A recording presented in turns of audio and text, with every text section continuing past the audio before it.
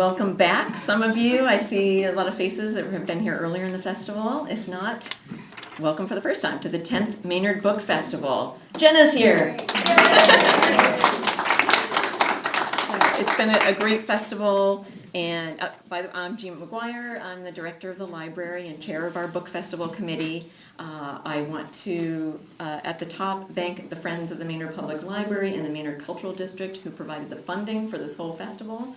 And they have it, so please give a round of applause for those two groups. And glasses.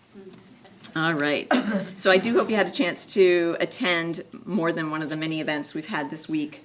It's just been great to see consistently good turnout and variety of people. We really tried to find things that would appeal to a variety of interests. So I also want to thank the volunteers and committee members who made each event possible, whether it was in the planning over the whole year or right now, the days of the festival, doing refreshments, helping hand out books. So many things go into this. So thank you, volunteers. And thanks to them, we have this fabulous spread of refreshments for you to enjoy. And Wendy Valentine made these mocktails with all themed to go with Murder Your Darlings. And she's always blowing us away with her creativity. I'm so grateful.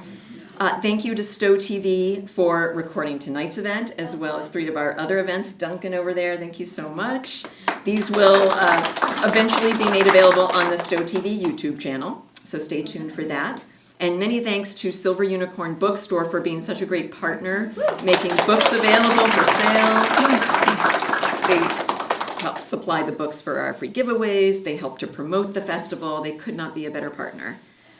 Some basic logistics. In case you don't know where the restrooms are, they're to my left and then another left. So they're all right on this floor. You just go around the corner.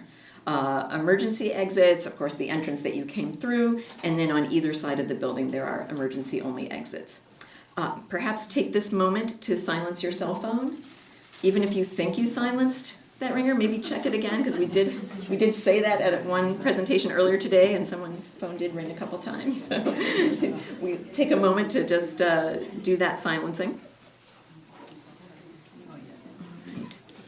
And then I'm going to introduce our speaker, and I just have to say, we do a lot of author events here at the Maynard Public Library. And what we always hope for, especially when we have authors come, is 2 things. One is that they will be enthusiastic about meeting readers and sharing their work. And the other thing is that we appreciate if they're communicative and responsive. And so, Jenna is just a shining star when it comes to these things. So it's just been a pleasure to deal with her from the outset. When I told her we were having a book group discussion earlier this week, and did she just want to pass along a message or anything? She's, I'll do better than that. I will Zoom into the group and talk with them. And so really special, very nice. All right, so Jenna Blum is the New York Times and #1 internationally best-selling author of novels Those Who Save Us, The Stormchasers, and The Lost Family. Memoir, Woodrow on the Bench. Audio course, The Author at Work, The Art of Writing Fiction. And World War II podcast, The Key of Love. Jenna's 5th book and first psychological thriller, Murder Your Darlings, was published by HarperCollins in January 2026.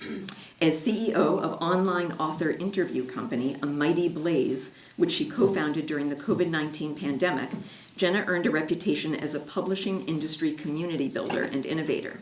As on-air host, Jenna has conducted hundreds of interviews for The Blaze, from literary legends to new voices. Jenna is one of Oprah.com readers' top 30 women writers. She earned her master's at Boston University in creative writing and has taught workshops for Boston University, Grub Street Writers, A Mighty Blaze, and numerous other institutions for over 25 years. She interviewed Holocaust survivors for Steven Spielberg's Survivors of the Shoah Visual History Foundation and is a professional public speaker, traveling nationally and internationally to speak about her work. Jenna is based in downtown Boston, where she's the proud human of her black lab, Henry Higgins. And with that, we'll let Jenna take it away.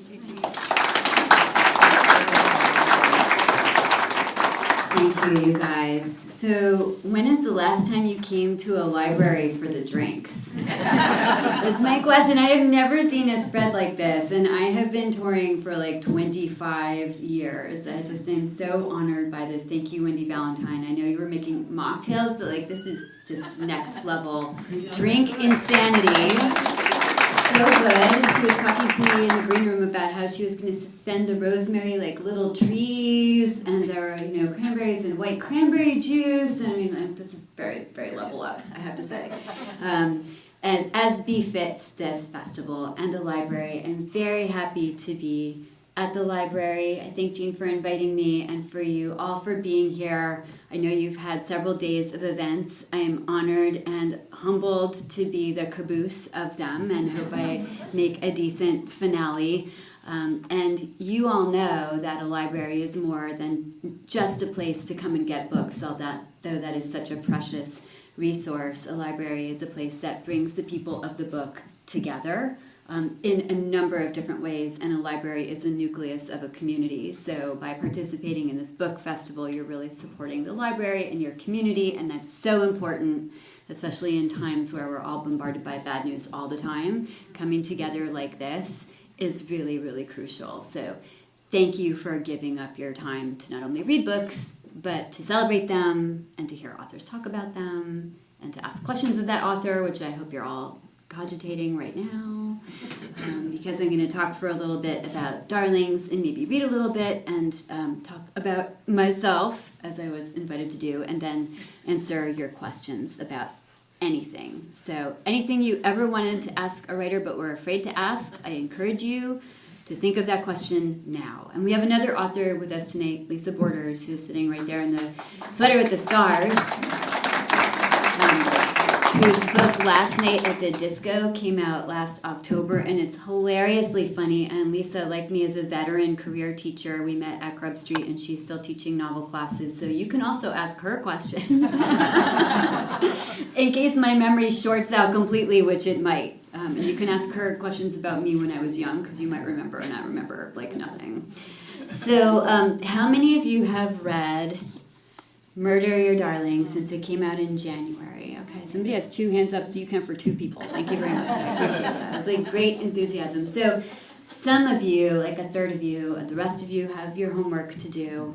But the reason I ask you that is not to book shame you. It's to see how many of you need a summary of the book. So this is my 5th book. I've written 3 other novels and 1 memoir about my very old black lab Woodrow and the last 7 months of his life. And I went from writing the novels to the memoir, which I feel like I have to say, because there's something so Zsa Zsa Gabor about writing a memoir, even if it's about your dog. And then I pivoted from writing historical fiction to writing now a thriller, which is a sort of unusual and kind of risky thing to do. So those of you who've read my other books and are taking that leap of faith with me, I thank you. And I can talk about why I did that. But first, I will tell you what Darlings is about. So Murder Your Darlings is about a mid-career female author who pivots from writing historical fiction to writing thrillers. It is a bit meta. Her name is Sam Vetiver, and I will remove all the suspense right now by telling you that Sam Vetiver is 100% me. The people are always like, how much of you is in your characters? Sam is 100% me. The things that happen to Sam in this novel don't happen to me, or I'd be in much worse shape. But her writer life is exactly mine. From the apartment that she lives in, like I was doing a podcast and the interviewer looked over my shoulder on Zoom and said, "Isn't that Sam Vetiver's fireplace?" And I was like, oh, I forgot I put that in the book. My agent, whose real name is Stephanie, she's French, is in the book as Mireille. My editor is in the book as Patricia. My writing workshop is in the book as Chapter 14, A Cocktail of Novelists. They're all real people. They all chose their own character names. Except for my friend Mark, who wanted his name to be Cecil B. DeChill. And I was like, your name in the book is Jake. And basically, my entire author journey, if you will, is in here, from like why I became a writer and how I became a writer, how my first book became a bestseller, all the way to the good, the bad, and the ugly about the publishing industry, like writer competition and writer doubt, and writer fear, and writer false starts, and waking up in the night and thinking, how am I going to pay the mortgage if this book doesn't do well, so please buy lots of books. And to the writing programs. I'm a graduate of the Boston University writing program, and there are good workshops, and then there are mean workshops. And so I didn't pull any punches in this. In Darlings, what happens is Sam is coming off her 4th book tour for her historical fiction, and she's under contract for a 5th book, on which she is completely balked, but she's already spent the advance, which is a really bad position for a writer to be in. And as she's coming off this tour, she's also a year out of a divorce, and she startles herself by thinking, I would give all of this up if I could just find somebody to spend my life with. And she's like, where did that come from? Because all she's ever wanted to do is be a writer. As she's thinking this, as if she has summoned him up, lo and behold, into Sam's emails slides, stratospherically successful, super sexy, uber charming, super amazingly, like Stephen King level successful William Corwin, who is about to go on tour for his own 5th novel. And he writes to Sam and says, I admire your work so much. Would you like to meet me when I'm in Boston with my own new book, All the Lambent Souls? And Sam is like, who is this guy? And why is he writing to me? He's so much more powerful than I am in publishing. He can't want a favor from me, so what does he want? Does he just want to get into my pants? I hope so. So she goes to dinner with William Corwin. He is very charming. They have great chemistry. They also have great literary empathy because the writer's life is a little strange and not everybody gets it, and he gets it. And they form a romance, and as their romance progresses, dead bodies start to pile up around them in the literary world. And Sam, who comes from a trauma background and doesn't trust her own judgment, is forced to question, is it William? Is he everything he seems to be? Is he really so great? Or is it one of his numerous female stalkers, including a very dangerous and determined bookseller stalker, named the Rabbit?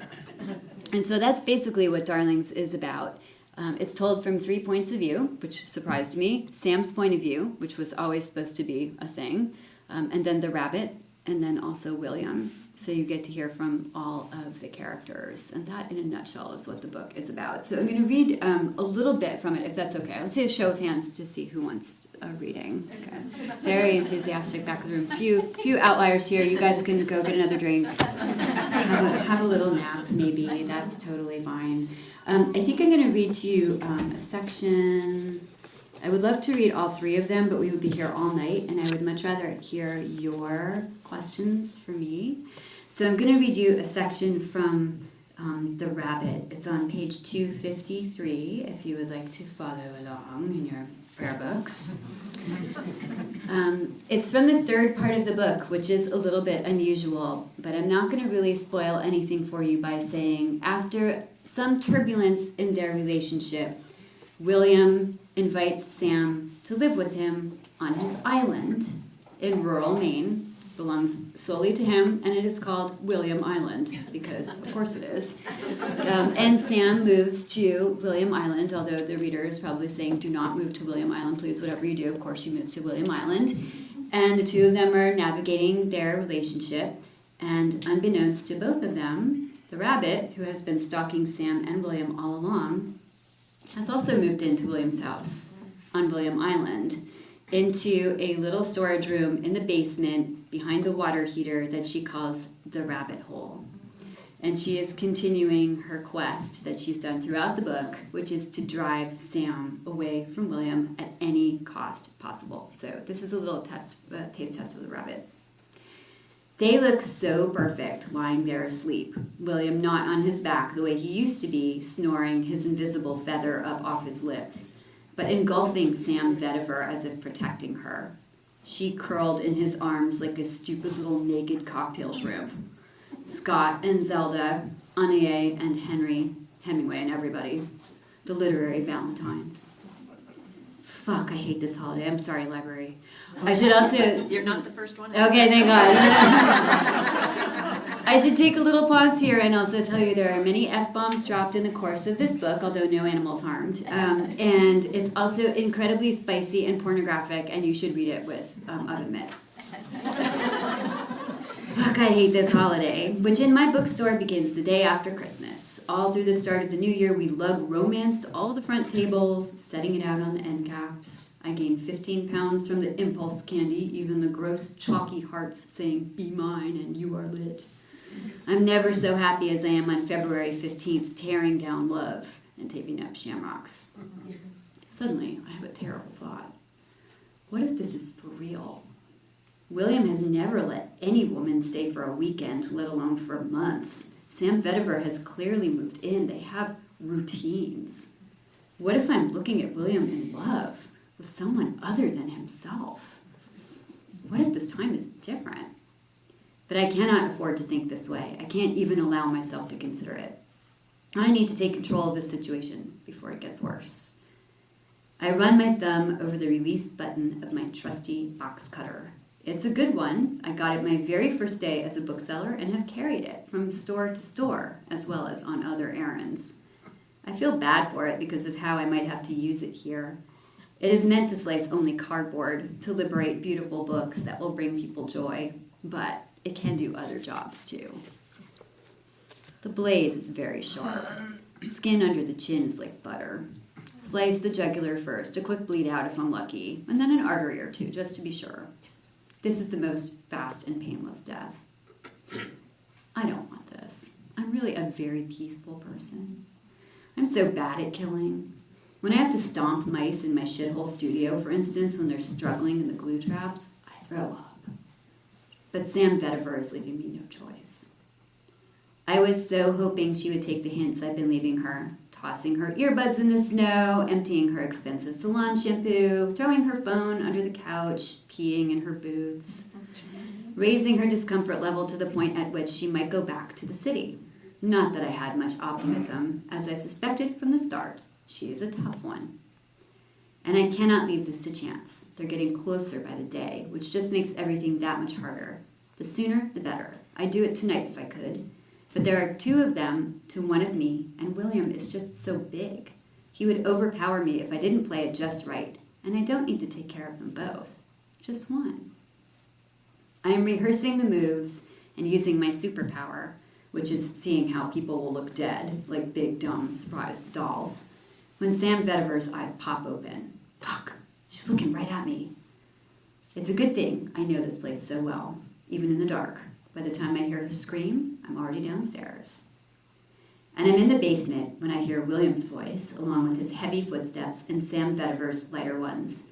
I'm scrambling through the storage room with the water heater past the army of flat Williams, that's the cardboard cutouts of William that his publisher sends to every bookstore, and shelves of William's swag, all the merch his publisher sends to influencers and reviewers with advanced reading copies, T-shirts with his book covers, hair product baskets for his novel Medusa, glow-in-the-dark putty for The Space Between Worlds, love-scented, you never said goodbye candles, magnets and keychains, tote bags and notebooks. Does anyone ever actually use the shit that comes with books, or do they just toss it all in the trash?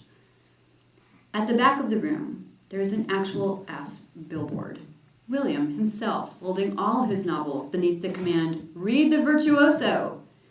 I have no idea how the man even got it in here, but as I move it aside and push behind the bookshelf and squeeze through the tiny rabbit hole door, I am grateful. I am thinking something no woman has said ever. Thank God this man's ego is so big. Because I can hide behind it and plan my next step.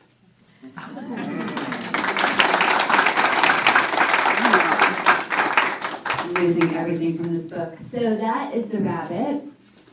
Boing! And as I said, she narrates a third of the book, William gets a third of the book, and Sam gets a third of the book. And that's basically a taste test of this novel. I will talk a little bit about how I came to write it, because people are always like, why did you pull a Sam and move from writing historical fiction to writing a thriller? And the answer is I didn't really mean to, as with so much of my writing life. And I don't know if Lisa can relate to this, but you just do the things that seem like a good idea at the time. Like you have great ideas that your agent and editor want you to do that you agree to. And then you go off the reservation and do the things that your characters want you to do or that the muse seems to want you to do. So I was working obligingly away on a historical novel about USO singers in the 40s overseas, which was a great concept. And you know how they say something is good on paper? This was not good on paper. And my agent loved the idea, my editor loved the idea, I loved the idea, and I would write a scene every day, and it was completely wooden, and I would back out of the scene and think, well, that was well blocked, but I have no idea what the character actually wants. And in fact, I knew so little about singing that even though I took singing lessons, I had written this whole chapter once about the main character singing, and then I was like, does she have a musician accompanying her? Does she like play the piano? Is there a Victrola? Like, I mean, I just had no grasp on the story at all. And as I was writing that book and really struggling with it, a process that is replicated in chapter 3 of Murder Your Darlings, when Sam is really struggling with this historical fiction and everything she writes gets worse and worse and worse and worse. The idea for Darlings was kind of creeping up the back steps in my mind about this woman getting involved with another writer and then all these bodies and stalkers. And I read at that point a book I really loved by Jean Hanff Korelitz called The Plot, which is also set in the publishing industry. And I thought, wait a minute. You know, I'd always wanted to write about writers, but I thought it would be like cheating somehow, like cannibalizing my own life. But I thought, well, if Jean Hanff Korelitz can do it, why can't I do it? Why can't I have cheeseburger? So I stalked her, like any self-respecting writer would do. I got her number from a mutual friend. I called her out of the blue and said, when you switched from writing literary fiction to writing your thriller, did you get pushback from your publisher? And Jean, who is very salty, said, I just write what I want. Other people market it. You should write what you want.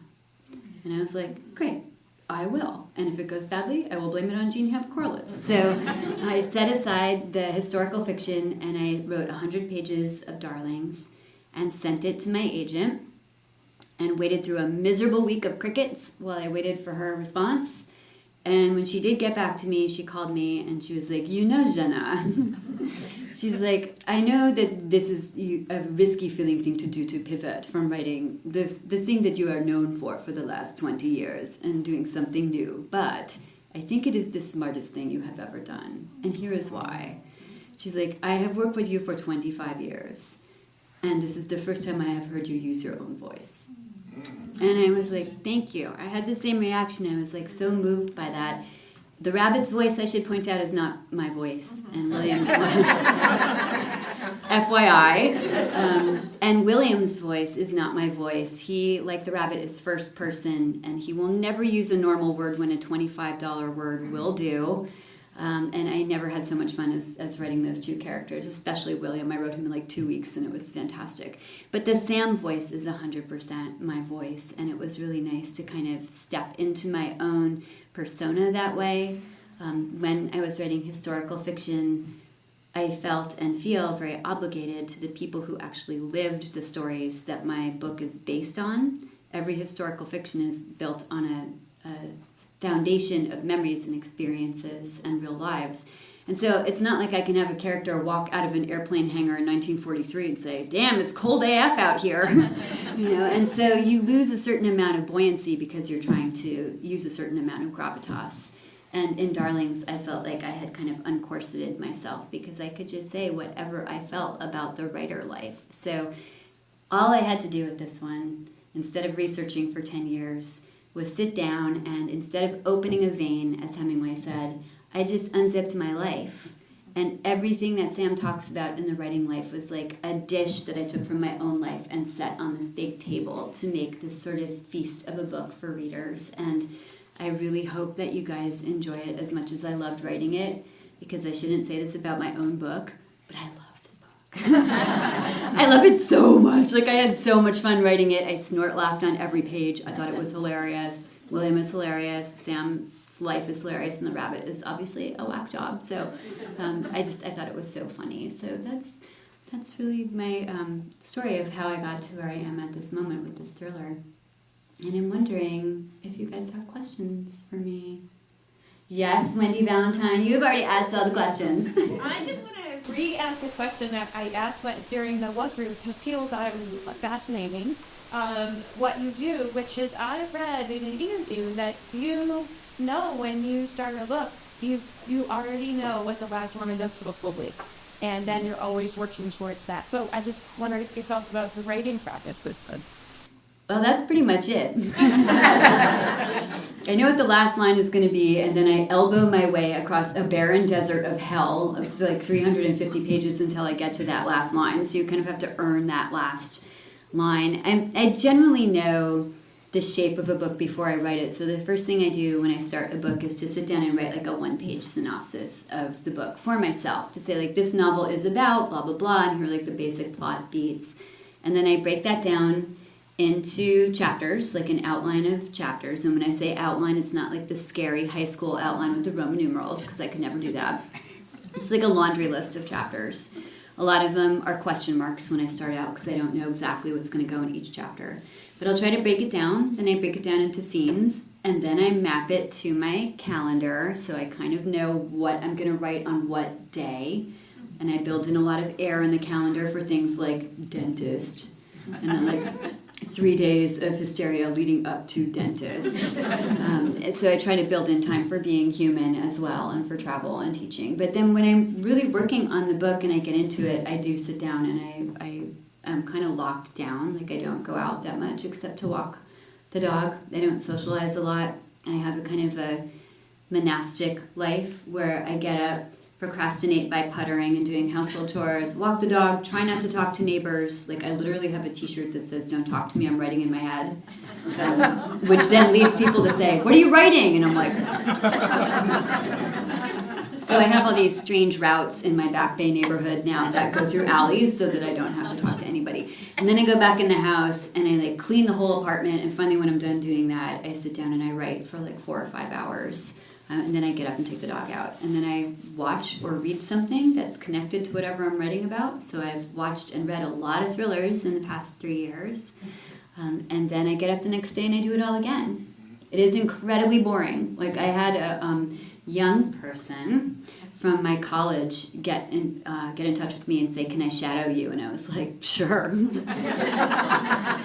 You want to walk my dog? Like basically you're just going to see me like walking the dog through alleys and then sitting and like typing on my laptop. But that's pretty much it. And I take a chronological run through the book, and then I revise it, and then I revise it again, and then I revise it again. And every time I revise it, the list of revisions gets smaller and smaller. And then I hand it off to a team of people. So that makes it sound easier than it is probably, but, you know, or does it? I don't know. Yes. I want to tell you it's one of the best books I ever read. What? Oh my God, really? I mean, in that type of book, it is Thank one of the you. best books. I couldn't put it down. It was one of the most clever stories, and I have to tell you, I loved it. And I'm glad they're going to make it into a movie. Oh my God, thank you so much for saying that. I am so honored. I mean, because it's a new thing for me. Like the book is only about 2.5 months old now, and I still wonder, like, did I have the chops to do it? Like, was I able to pull off writing a thriller? Should I write another thriller? I will ask you. You are now responsible for the thing I write next. Should I go back to writing historical fiction, or should I write another thriller? I'm serious. This is a serious question. No, I do. I find that really, really encouraging. Thank you for saying that. I really appreciate it. I mean it from here. You can ask my daughter, who's Jean. Oh, thank you. I had to keep telling her how much I loved reading it. I read the book in 2 days. Oh my God, thank you. Thank you, thank you, thank you. I did not even pay Jean's mom to be here to say that, although maybe you did, in which case, right? I'm greatly obliged to you for the bribe. I'll hit you at back channel, but thank you, I appreciate that. So lovely, thank you guys behind me. Did you know a William? He's such a great character. Did I know a William? How many of you here have known a narcissist? Only this side of the room. You guys are clearly doing something right over here. The lucky side, the unlucky side. Understood. Yes, and I know actually I have questions. If you guys have narcissist questions, you should ask Lisa as well, because she wrote about a female narcissist who is hilariously funny. And William, I will not spoil anything for you by telling you this, that he is a malignant narcissist. And the only research that I did into the novel that was outside of my own life, besides things like how do police break down doors if they're locked, I mean little things. And also at one point, what happens to a Barbie in a microwave, which is for a scene that I did not include in the book. Nothing good, I can tell you that. But I did do a lot of research into narcissistic personality disorder because I wanted to make sure that I was getting the underpinning of that personality right. And if you'll indulge me, I'll read a tiny bit of William to introduce you to William, which I think he is one of my favorite things in life, and then I promise I'll actually answer that question. And I'll just do something really short. This is from chapter 18, and it's called On the Lake, and Sam and William have just been away for a weekend together and have had a terrible fight because Sam wants to repurpose an incident from William's life for her new book that she's not stuck on, her new thriller. William is not pleased and says that that's appropriation, and so they're now estranged from each other, having had this blowout. I am on a kayak in the middle of a lake near the inn when Sam's texts start coming in. I can hear them rattling my phone in the dry bag that the innkeepers have thoughtfully provided with my boat. God forbid we should be without our devices in this age of documenting as we live, perchance to make others jealous. For me, the phone is also marketing. I'm sure my readers would appreciate a shot or two of where I am now. The red kayak on the blue water of this lake, in a bowl of mountains, surrounded by pine trees so crisp they could be used as a scratch and sniff. The white clouds, the late September sunshine, and bonus, a selfie of my shirtless chest, glistening and seal slick post-swim. Intermission, my caption would read, with my characteristic E.E. Cummings brevity and lowercase punctuation. Or, wish you were here. Responses would come pouring in. I wish I were there too. WTG taking some downtime. When are you coming to my bookstore? Nice pecs, LOLs. Hashtag inspiring, hashtag smoke show, hashtag favorite author. If they could see I am completely naked, as I believe in being as much as possible, it would break the literary internet. Sun's out, buns out. It's unlikely my publisher has numbers correlating what Simone once referred to as writer man meat with my book sales, but I have no doubt that connection exists. That's a little William for you this evening. I did know a William. I've known a couple of Williams, like a lot of people here. I have known some narcissists. I've known both female narcissists, but also the male narcissists. And I have had many great relationships, but I've also had relationships that led me to become somebody I did not like. And when I was researching the malignant narcissistic personality disorder, I was kind of relieved to see that there's a legit cycle to what narcissists do, whether they intend to do it or not. It's called the narcissistic abuse cycle. So the first part of it is called love bombing, which Sam does to William in this very specific way. But it basically is like, you're the best thing since ever, we're going to be so happy together, and you sort of co-build an existence. And in Darlings, what William does is he plays the what if game with Sam.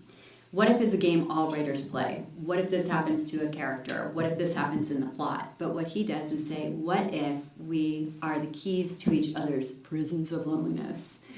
What if we are meant to be together? What if you move to my house on William Island and you're naked all the time and I bring you raspberries and coffee and you overcome your writer's block? What if? She falls for this, and then he gets mad, and that's the second phase. It's called the discard. And the discard is usually about something you can't help. You're a human being. It's like the narcissist is like, you have a nose? How dare you have a nose? Oh my God, how disgusting. And then they pull the chair out from under you and you swing. And then they lure you back in. And that's the third part of the cycle, is to say like, oh my God, I'm so sorry. I missed you so much. You're definitely the one. We should definitely be together. And so every time this abuse cycle happens, it gets worse and worse and worse and worse. And that's really the dark heart of Darlings for all the publishing industry gossip and all of the funny stuff and the rabbit. It's really about what happens when somebody who's codependent, like Sam, who gives too much, who will like give away her identity to preserve a relationship, meets somebody like William who takes too much because he's a narcissist. And the book asks the question, can you step out of that cycle once you recognize it? And if so, what is the terrible cost?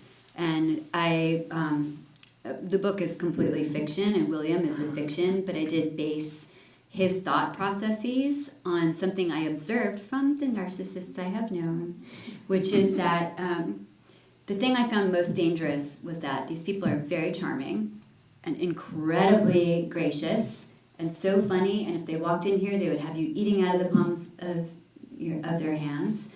And what they're thinking is completely different from what they're saying and doing. Like, after I got to know them enough, I'd be like, I can see you thinking something completely different from what you're saying.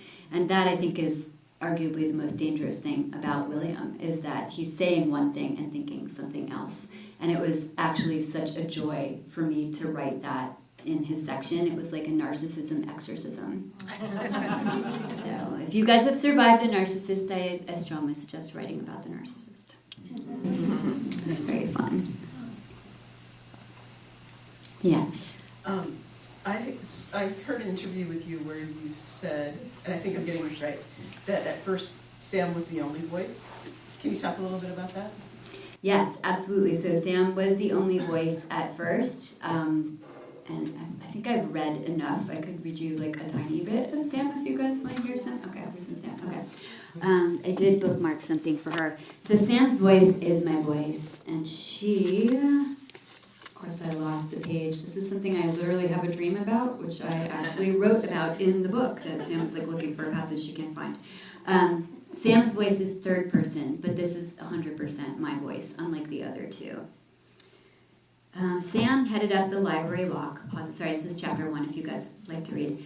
Pausing to snap a selfie, blowing a kiss to the promotional sign. Most authors said they hated book tour. Sam was not among them. She thought that she wrote books to go on tour. She loved everything about it. The airport breakfast consisting of hummus, the room service cheeseburgers she wolfed down after events. She loved the thing every other human was phobic about, public speaking. She loved being hustled through country club and community center kitchens like some sort of superstar. When else did writers get to do this? She even loved flying, marveling that she was traveling because people cared what she had to say about, amazingly, her own books. Most of all, Sam loved the readers. The readers, the readers, the readers. The people who gave up hours of their lives they could have used to indulge in many other pleasant activities like shopping or sex or watching TV to read Sam's novels and then, curiouser and curiouser, come hear her talk about them. Sam spent much of her life in a room by herself, inventing characters and trying to squeeze their stories out of her head. And when it turned out that years later, her words had made a sort of magic bridge, allowing Sam to slide down into strangers' minds and make them all friends, that was an actual miracle. So that's the Sam voice, and that's literally how I feel about being on tour. I love being on tour. I hate writing. Like, I would much rather be on tour. I love public speaking. I'm going to have a cheeseburger when I go home. Like, all of this is true. The only thing that is not Sam-like is that in that passage she's wearing a red jumpsuit, because all of her novels have red on the cover, which is also autobiographical, but she's also wearing Spanx, and tonight I'm not wearing Spanx, so But otherwise, it is exactly the same. So this book was supposed to be so easy. I was supposed to write it in a month, and in fact, it was an easy book for me to write relatively, because I didn't have 10 years of historical research to do. But I thought it was going to be Sam, talking about William, and then the stalker, the rabbit, and one day, as I was working on Sam, I was lying around feeling sorry for myself, and I thought, wait a minute, what if one of those stalkers had a voice? And I got up and went into my study and sat down and wrote what became the prologue of the book, which is from the rabbit's point of view. It's the rabbit listening to Sam and William in an intimate act. And that became the prologue verbatim, like unchanged, and it was like sticking my hands into an electric socket. I was like, oh my God, like, which never happens to writers, right? It's so rare. And I had this character suddenly start talking to me, and I was like, I can't ignore this. This is fantastic. So I thought, great, I will have Sam and the rabbit. Sam will do something, and the rabbit will follow her and comment on it. So you get like the same event from 2 points of view. That's easy. Sam the rabbit, Sam the rabbit, Sam the rabbit. I got to part 2, and William was like, greetings and adorations, mere mortals. It is I, William Corwin, here to tell you what really went down. And I'm like, oh, Jesus. Now William wants to narrate part 2 of the book, and his voice also was so compelling. I called my editor, and I was kind of quaking in my boots. I had a whole list of reasons why, that might be a good idea. And she was surprised me by saying, I think it's a great idea to have William narrate that section, because when you meet William in part 1, the man owns an island, for God's sake. Like, he has a lot going for him. Like, he is very successful and charming and funny and sexy and smart. And then when you get to part 2 and you see what's really going on behind the William curtain in the William brain and ecosystem, you're like, oh my God. And then when you get to part 3, which returns to Sam and the rabbit, you know that Sam is in danger from a number of different perspectives and directions. And so it turned out to be a good thing to have William and the rabbit come to me in that way. But it is very unusual for me. I usually I'm not a writer who's just like, the characters just come and I do their bidding. Like, no, like I have a boot on their necks at all times. So these 2 were especially powerful, and I do hope you find them amusing. It totally changes the book. It would be a completely different book without their voices. Yeah, I love them. I mean, I love them. They're so weird. I feel like William, I was talking about this with my friend Mark, Cecil B. DeChill, who is like kind of my writing buddy. And when I started writing William, especially, I was like, I feel like William has sort of a dark electricity that grounds the book, because he's like right in the middle. He like really draws it down. So I really like the way that the different people were speaking out. Definitely. Thank you. Thank you. Especially the rabbit. I'm glad you liked the rabbit. What did you like about the rabbit? She's scary. It took me a while to figure that part out, actually. Oh yeah, there's some spoilers, so I'm going to ask for no spoilers. Like in all thrillers, there are spoilers, but the rabbit voice is quite distinct, shall we say? He's very funny. He brings a little light that he and she. That was another thing you couldn't tell. Oh, interesting. At least myself. But, Interesting. Yeah. Interesting. But I liked him talking away, she talking away. Yeah. Thank you. Yeah, I agree. It's just so funny. She's very funny. Thank you. The rabbit is the one speaking truth to power, for sure. I mean, she's the one who's going to come and sit at your dining room table and say, this effing guy. Yeah. So I liked having somebody that forthright, shall we say, with lots of F-bombs. This lady and that lady, sorry. Is the rabbit based on a real person or a composite of people that you've known? Is the rabbit based on a real person? Not in the slightest. The rabbit is just her own person who just came to me out of nowhere. And she's, I guess, maybe the second character in my whole career who has done that. In my first novel, which is called Those Who Save Us, which is about a German woman who becomes the mistress of an SS officer to save herself and her little daughter when she's caught in the resistance, and then the daughter's quest 50 years later to find out what the mom has done, because the mom will never talk about it. The mom character in that book, the woman in that book, came to me completely, like, just out of nowhere. Her name is Anna, the German woman. And she was a gift character like that, where she had her own voice and her own perspective, and she just walked into my head and stayed there and kind of demanded that her story be told.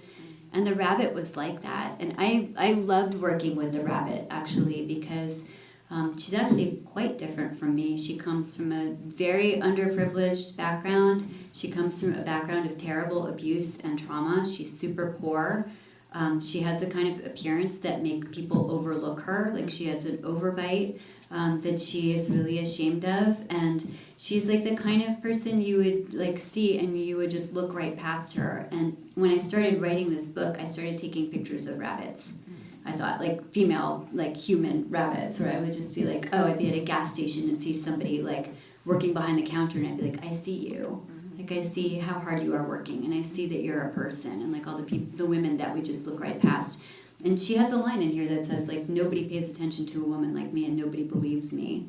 And that's one of the reasons I loved working with her and giving her a voice. As demented and dangerous as she is, and she does like a lot of criminal things, but she was really fun. So. Fascinating. Thank you. I thought she was. Yeah. Yeah, I love her. Too. Yeah.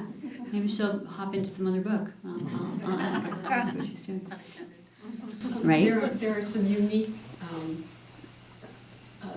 stories or episodes, or special situations. Do they unfold as you're writing, or do some of these things come to you when you bring them into the story later? Do you know what I'm asking? Yes, like in the plot, like are there, do like pieces of the plot come to me as I'm writing, or do I plan them all out? Yeah. I guess. Is that kind of accurate? Well, there would, let's just take the college situation and how awful that was. Okay. Because of your experience, you might have been able to create that scenario before you actually wrote that section. Okay. Does that happen? Does that work for you? Do you work that way? Or? Yes, that's a great question. Okay, so what this lovely reader is referring to is that the Rabbit and Sam and William have all gone to writing MFA programs.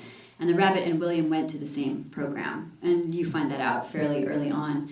But there are things that happen to both of them in that program that you don't find out about until the end of the book. And you're really intuitive because I knew what those things were and I was writing toward them. It was like writing toward the last line of the book, like I knew what those scenes were. So when I have that outline on my wall, like that outline of chapters, those scenes were filled in, and then I knew that I had to earn getting to them by writing the other scenes. So some of the scenes really fill themselves in that way. And the MFA programs do not get a great shake in this novel because a lot of people who've been to, those actually a lot of what was said to the characters is from my own MFA program, which is why when Lisa and I started teaching at Grub Street, our pedagogy was the opposite. We were like, you can teach people how to write without tearing them down. Instead, what you should do is build them up. There's always something good to say about a story, even if what you're saying is, I like your font. Good font. Keep up with that font, But so we start every class with praise round, but that was not the case in my writing program. And I don't feel embittered about it, like writing is a pie, and we didn't feel like there was enough pie to go around. And I think a lot of career writers still feel like that, like the success is hard to get, and if somebody else takes it, there's not enough for you. But I think as we age out of the writing programs, we're a little more civilized to each other, and our community is super supportive, so supportive. I know only good writers by design, but in the writing programs, we were like children and we were merciless. And people were terrible to each other, just awful. So, I wanted to kind of expose that. I just have one other thing. On our call Monday night, we talked about the phrase, murder your darlings, and a lot of people here weren't on that call. Maybe we could explain that. I thought that was amazingly wonderful. I didn't know what it meant until Monday night. Yeah, absolutely. So the phrase murder your darlings, which you might know as kill your darlings, which is the more popular version of it, means to edit out any parts of your story that don't serve the story overall, and it's usually the stuff that you like the best. Like that Barbie in the microwave scene that nobody will ever read. So sad. That was a darling that I had to murder. But I thought that it fit the book so well because it is a book about people being murdered and then you find out why. And William also, I forgot to mention, because he's such a giver, as he himself would tell you, and does tell you many times, I'm a giver. He runs a support group for writers called the Darlings, so that he can help writers who are having a hard time with their work. And that's based on him losing his original darling, his fiancée, in graduate school. It's like I didn't see that my original darling was struggling, and now this is the least I can do because I give and give and give. So that support group also makes a sort of cameo appearance in the book. Yes, ma'am? I love to uncover a new author for me, especially if they write a series. But when I've gone through their entire series and they're not working on the series anymore, I get really I almost want to send them a letter saying, come on. Have you heard from any of your prior readers that they want you to stay in the historic fiction? Yeah, what a great question. I share your feeling about the series. In fact, I'm addicted to series, but I'm also addicted to viewing series. And when there's a series that I'm watching and it's only one episode dropping at a time, it makes me crazy. I need to know what is going to happen. I am that person. And I think we all feel that here as readers. So I have not heard from people saying, why don't you go back to historical fiction? You made a terrible mistake. I've had a couple of readers who know me from my previous books say sort of wistfully, are you ever going back to historical? And I do have another historical novel in mind that's a World War II resistance novel, and I'm trying to figure out, do I write my next 2 thrillers, which I also have, like right here, or do I write that resistance book? It's tough, and it will, I think probably the thrillers will come first. But I am not smart enough to have like left myself room with Darlings to turn it into a series, really. I mean, there could be like a spin-off, and I think I have potential for one of the thrillers for Sam to, again, be the main character. But I know what you mean. And I also have had people ask about my previous books and Darlings, saying like, what happens with this character? I really want to see more from this character. I really miss this character. And I take that as the highest compliment, because as a reader, there are characters who, like, I would give anything just to watch them brush their teeth. Like, I miss them so much, you know? So I feel you on this. We should probably Okay. get there, so Okay. people have a chance to buy books, get books signed. You can maybe talk to Jenna at the table as she Could we signs. just give one shout out to the Mighty Blaze, because it's amazing, and I hope everyone here gets to Say discover what it. a mighty blaze is. Yes. Sorry about that. Just when you thought the mic was, you were taking the mic back. It's like Bridesmaids. I'm like, I'm still here, I'm going to sing now. So A Mighty Blaze is a company that I started by mistake during the pandemic, on impulse, with my friend Caroline Levitt. When in March 2020 we were watching COVID shut down all the in-person book tours, we knew that it meant death for a lot of those books, because if writers can't get out and connect with readers, how does anybody even know the books are there? And we also knew that a lot of readers would be trapped in their houses without anything good to read. So I talked to Caroline and I said, I am a weirdo writer who loves social media. Let me throw up a few social media pages. All the books come out on Tuesdays. Nobody knows why, they just do. And every Tuesday we'll put all the little books together. Each book is like a little light. And if we put them all together on these pages, it'll be like a mighty blaze. And within a week, we were like the only person who was doing this, or the only group that was doing this. And every writer in the whole universe was like, please put me on the blaze, please put me on the blaze, please put me on the blaze. So we were like the only rowboat going away from the Titanic. And we got great press. We got press from Oprah and from Vox and from Washington Post and from LitHub. And ever since then, we have been conducting on-air interviews and repurposing them into podcasts with writers who are introducing their new books. So like within the first 2 weeks, we interviewed John Irving, Anne Lamott. I interviewed Anna Quinlan, Cheryl Strayed. We interviewed Alexander Vindman and James Comey, and like I'm interviewing so many people coming up this summer as well. So if there's a book that you're interested in and an author you're interested in, they have a book coming out, you can find The Blaze on YouTube, and you can see our whole library going back to 2020. So if there's an author you love, you'll probably be able to find that person by plugging their name into The Blaze on YouTube, and also on Facebook. So we're live on Facebook and YouTube, and I just keep interviewing. I'm going to interview till I die. Like, I interview every Friday, pretty much. And, I should mention, sorry. I should interview that we also do shows by genre. So I interview with Caroline, our Frontliner Fridays are for authors with long track records, which is why I interviewed like Anna Quinlan and Cheryl Strayed and so on. We also have Crime Time with Hank Philippi Ryan. She interviews 2 authors per week, because Hank is basically a vampire who never sleeps and still looks beautiful. Nobody knows how she does it. She just interviewed V.E. Schwab and Tana French this past week. Holla. And we have my friend Mark, Cecil B. DeChill, doing The Thoughtful Bro. So he does sort of any kind of literature, any literary fiction. We used to have a baking show. We're interviewing like cookbook authors. We have a debut show so you can discover new authors. So if you're interested and you feel like listening to something while you walk the dog or do housework or drive, you can listen to the interviews or watch them live on the Blaze. The end. Thank you.